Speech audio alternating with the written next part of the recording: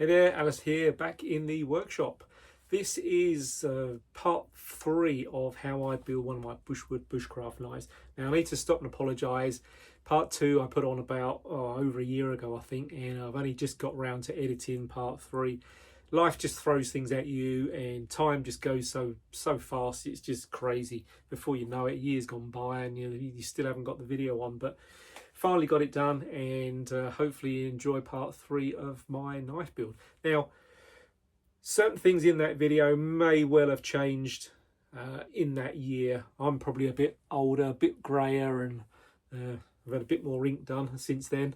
So certain things might have changed in that video, but actually the big thing that has changed would be this.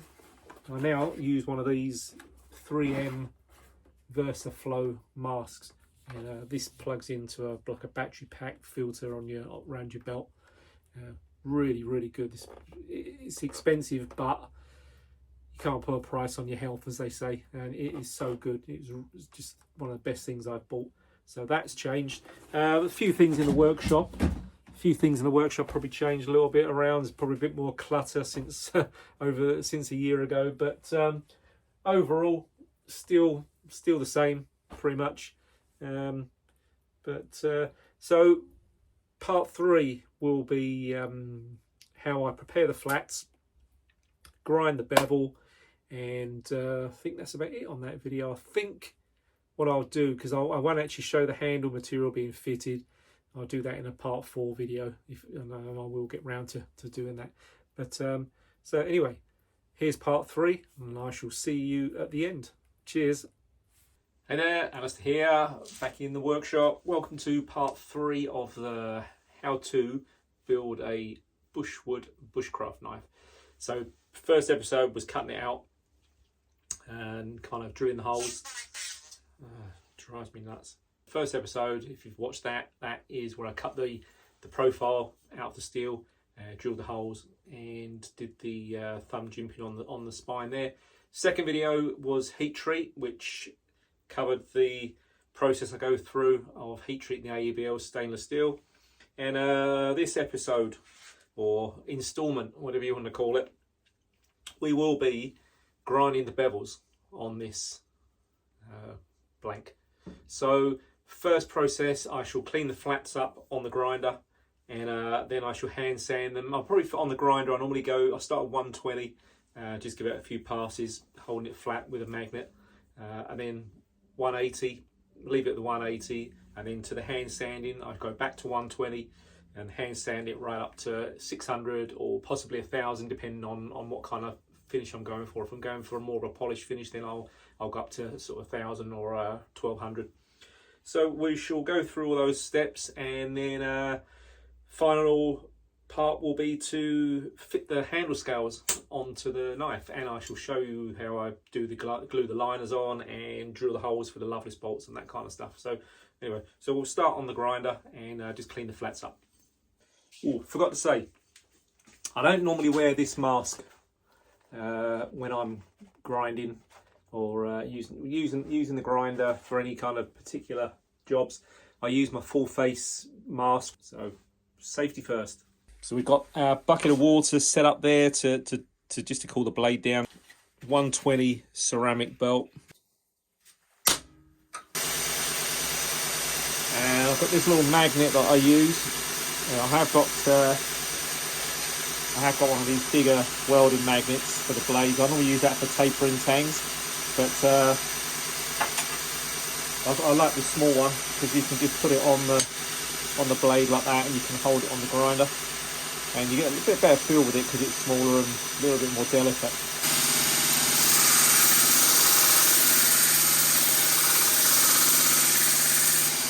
You can see that's grinding nice and even the whole length.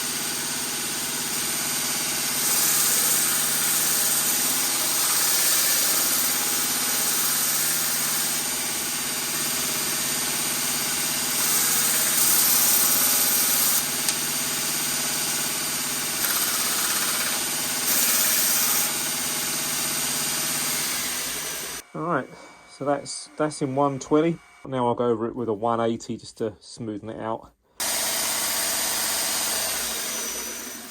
Okay, so there we have the 180 belt finish. So this part of the build. So remember, don't pull me up about this. I don't wear these normally. I wear my full face, but for the video, it makes it easier just with this on. So where was I?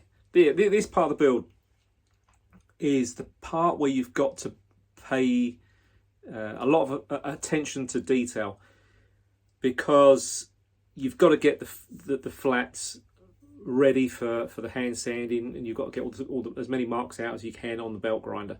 Once you've achieved that, then you go over to the hand sanding, and if you try and skip this part, then you don't get a nice quality kind of finish on the sides of your blades. There's nothing worse than hand sanding up to 600 or 1000 grit. Looks really nice, but then you've got like a couple of like little coarse grit marks in there, and that's just one thing I can't accept. It's very time consuming, and it's probably the most laborious part of a knife build, I'd say, actual sanding the flats, because it's lots of rubbing, you get covered in muck.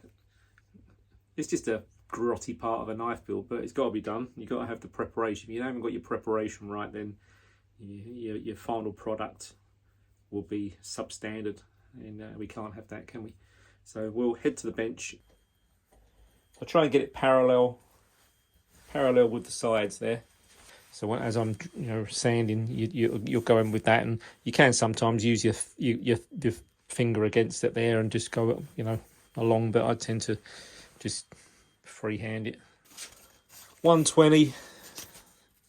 This is like cloth backed, and I use just a piece of micarta, which is nice and flat. When it comes to hand sanding, I've tried lots of different things. We've got good old WD there, which is okay. But what I found is it's not actually Red Bull. A cutting fluid. Now I've got it down here. Where are we? This is water soluble synthetic cutting fluid. So my theory is that WD-40 is an excellent product for kind of lubricating and almost like an anti-friction kind of oil product.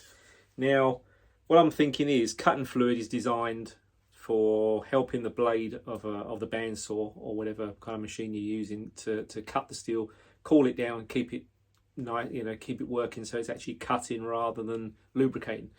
And I've definitely found that by using the cutting fluid, the hand sanding is coming out a lot nicer. Like the grit doesn't seem to clog as much, and that you can actually feel it actually cutting into the steel a little bit more rather than sliding across the surface as it does with the WD. If there's anything that makes hand sanding easier, then I'm all for it, because it definitely sucks.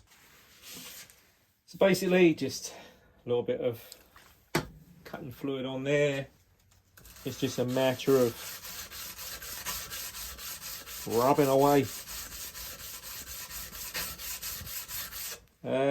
If I get some real deep marks in there, then I will alternate different ways. But now I know that there's the majority of the scratches are out, and we're going back to 120. So I do tend to go in one direction. With an even pressure. White. Let's have a look. Let's see what we got. Scratch pattern.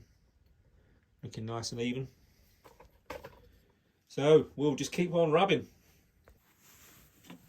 And now we're up to 180. Let's get a little bit of that on there.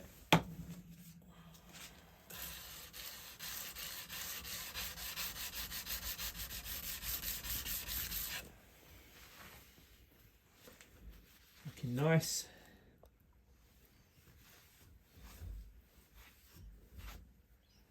Nice and even. I've got the window there, and you can use the light coming in from that. Get down nice and low. and it will show up any of the coarser grit scratches in there. Yeah, sometimes my watch thinks it says, "Well done, you're on a cross trainer." It comes up on my iWatch, or whatever it's called, Apple Watch, and it says, "Well done, your workout is going well. You're obviously on a cross trainer." But no, I'm hand sanding a knife. So now we're up to 240. Again, the cloth back abrasive paper.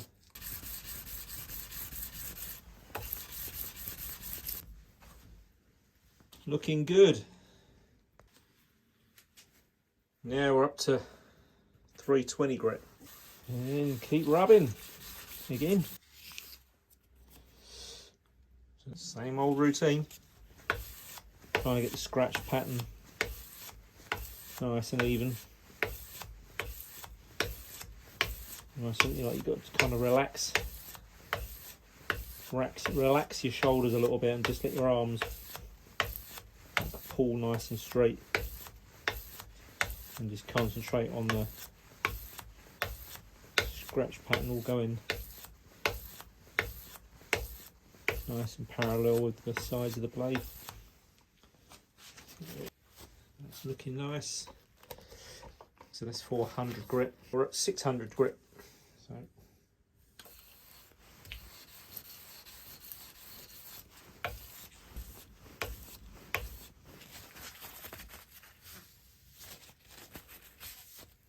and then just go nice and low down into the light, and you can see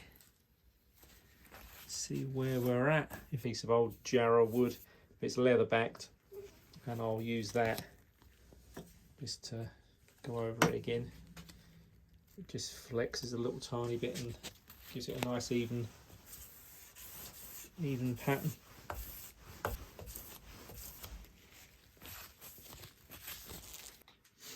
So if I'm going to finish this in 600 grit, go over it with a bit of 1000, and then go back over it with 600, just so as so basically you're kind of polishing it a little bit with 1000, and then you're putting that satin finish back into it with the 600 grit. I just find that works nice.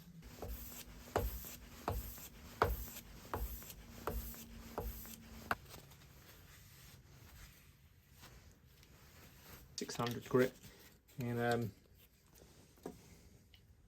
little bit of lubricant on there. Now it might seem a bit wasteful, but I tend to use it for just 1 or 2 passes and then get a new bit. Otherwise you can lose the even finish, because the grit tends to wear pretty quick. It's a fine grit, so I tend to just spread the lubricant over, and then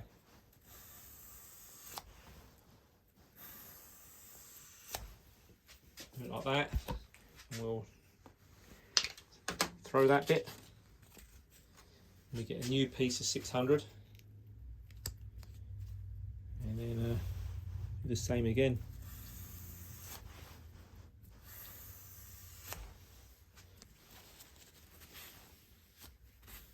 And then that gives it a nice even finish on there, and that's looking good. So now we can flip it over to the other side. Before I flip it over, we'll go back to get some 120 on the hard block, go over the tang area, masking tape on there so it's nice and clean, because you don't want to put your nicely sanded base onto like the wood there, because it might be little bits of grit and all sorts of other kind of debris in there. We just repeat the process for this side. So there we have a nicely hand sanded Bushwood blank. Don't ever throw your old socks out. They make good cloths, good size. Here you can see. So next stage we shall do a bit of bevel grinding. Now, Scandi grinds, I do use a jig. I'm quite specific about getting the correct angle. My Scandi grinders that I do, 26 degrees total angle, so 13 degrees per side. Just an aluminium angle. And I put the blade on there that way, and then I just use that. I adjust the angle with a little screw there to get it at the right angle that way. And a digital protractor. We're spot on angle wise. It does make a big difference with Scandi grinders that you get the correct geometry, because it is quite a delicate edge. Not ideal for real hard, like if you hit bone and stuff like that. Sometimes you can mark the edge of a Scandi because it is just a single bevel. It doesn't have the support of like a standard grind where you have the primary bevel and then the secondary bevel on the end of that, and it gives it a little bit more stability there, because the Scandi grind is literally one bevel each side coming down to a 0 point. You haven't got so much stability on that edge there. Fantastic for all your bushcraft and woodwork and stuff like that, but for real mega hard stuff, like if you I don't know what you'd be chopping that's mega hard, but catch it on and you can damage an edge sometimes. But the AEBL seems to be holding up really well. So I had marked a centre line. I've put some black on there. It's just with oh, that's the blue one. But, yeah, I've marked a centre line on there just with some like a not dial gauge, some verniers. So I've got something to work up to. But then once you get close to that centre point, you can kind of work out exactly how you're going, because you can measure each bevel, make sure you get each bevel nice and equal as you work into your point, to the tip. But another thing I was going to say, which is I've had this marker, permanent marker, for absolute ages, and they probably don't want you to do it, but if it's one of the ones like it's the big jumbo one, I unscrew that, and then inside there you'll see you've got just like it's almost like a sponge. What happens, it dries out.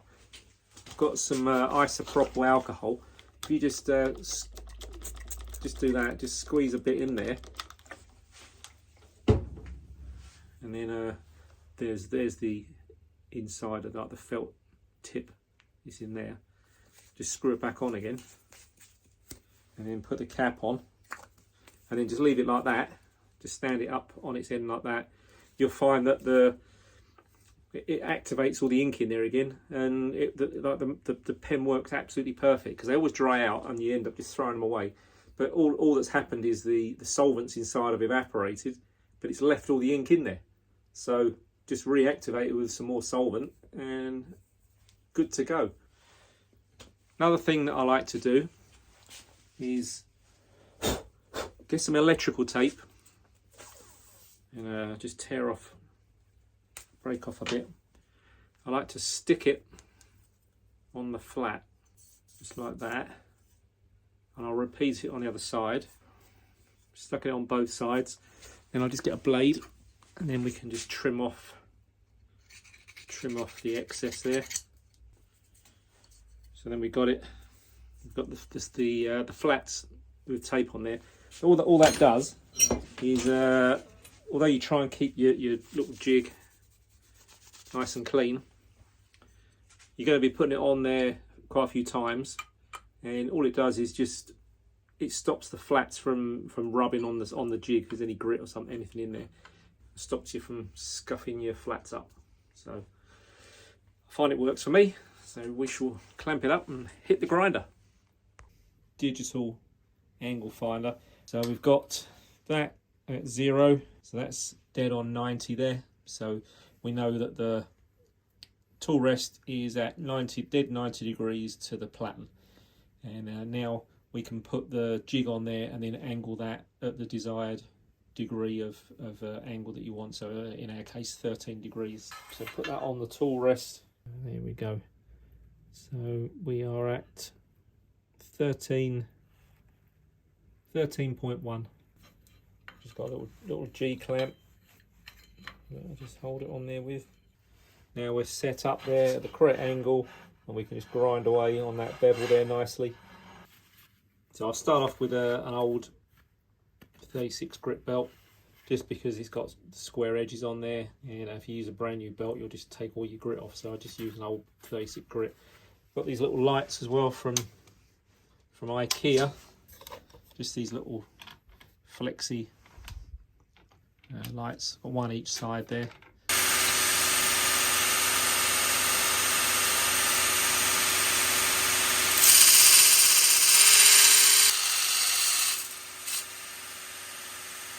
It's not hot at all. I can put my fingers on that edge there, and we'll just take that edge off this side now.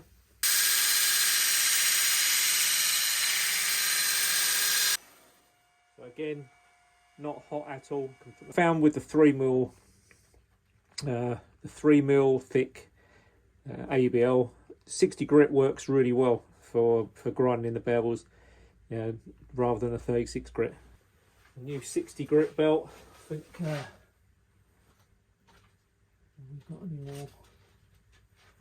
Yeah, so we'll use this one's only been used like a couple of times, so it's still nice and sharp. So now I'll just repeat the process with the 60 grit. So I shall grind one side, taking it up to, not right up to the centre line, because if you go to the centre line, then you don't allow yourself any room for the progressive grits after that. So just take it up probably half the way between the actual edge that I've ground there and then the centre line. I'll just take it up to just half of that, and then switch over. I'll probably go to an 80 grit or a 120 grit, and then just gradually bring it to that centre line, flip it over, do the other side, work into that centre line, keep measuring the bevels as you go, and then alternate and bring that centre together on the line there. And we should have a nice perfectly ground Scandi.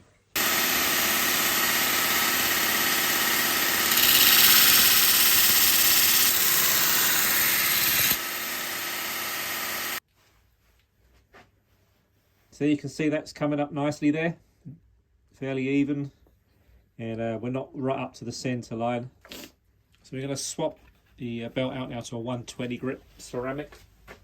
The other thing is your plunge lines as well. Where are we? So your plunge lines there. Try and keep them as even as you can at this stage, but as you work up to your 120, then you can kind of dial them in a little bit and get them closer, and then as you work up to your as you go up to your finer belts, you can use those finer belts just to touch the edges up there and then get them nice and equal. But you can see there the bevels grinding nicely, and we'll hit it with the 120 now and progress up the grits.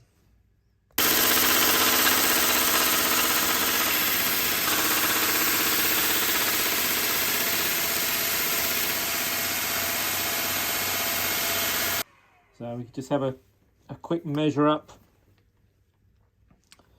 That's good.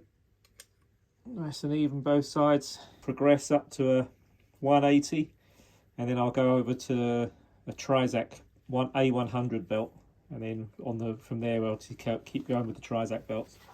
We're nice and even both sides. I've measured them up. They're spot on, equal, and you know you're there because you've got the burr that's formed. You can feel it. You can feel it all the way along, literally the whole length of that. You can feel there's a burr along that edge. You might be able to just see that there. You can feel it all the way along. You can see it. You see it looks a little bit jagged. So now, as you progress through the grits, what you'll find is that burr will get less and less, and eventually you can see it on one side as you're grinding, and then it will just kind of just fall off. It gets to that point where it literally, the finer the grit, it just takes it off. It's still there, but it's very, very minute. So we shall progress now to 3M Trizac belts. Trizac belts go the opposite way, so an A100 belt is the coarser one, and the A6 is the finer. Bit confusing. So I'll start with the A100, and then I shall go to A45, A30, and then the A6, which is pretty much just polishing. It doesn't really take anything off.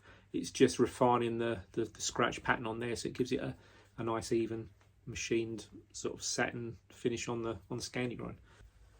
Okay, there we go. Remember, I don't normally wear this. I'm only wearing this because I'm filming. So don't tell me off. Okay. Ooh, that's why I don't like wearing these anyway, because they don't make your face, and especially with a beard, the present silvery well anyway. But just for this video, it's okay.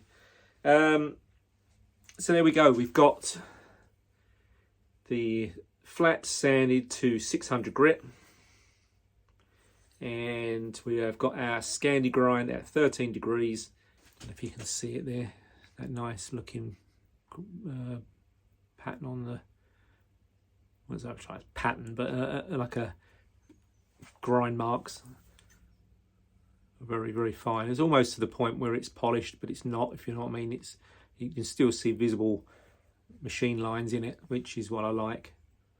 So now the process I go through now, etch my logo on the left hand side, and then once the logo is etched on there, then we can think about getting the handle scales glued up.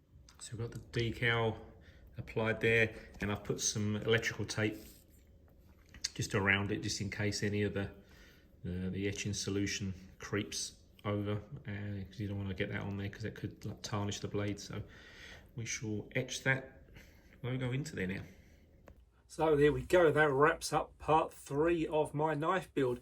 Now what I'll probably do is I'll do a 4th part which will be fitting the handle scales, because I know in that video I think I did say that I was going to show how I fit the scales on that video, but it's already about half an hour long, and it'd probably be easy just to make a 4th video and then show that. So that will be preparing the black G10 and getting the handle scales nice and flat, bonding the handle scales to the G10, and then once that's cured, it will be attaching the handle scales to the knife with epoxy and brass Loveless bolts. So obviously I'll show how I drill the holes and counter bore, and once the glue's all cured up, then we can hit the grinder, get some rough shaping on the handle, get it to like a rough, like a profile that I like, and then it's over to hand sanding, which you go through all the various grits, and then we work on the spine and all the other kind of metal work on around the edges and the butt, make sure they're all nice and polished up, no grind marks.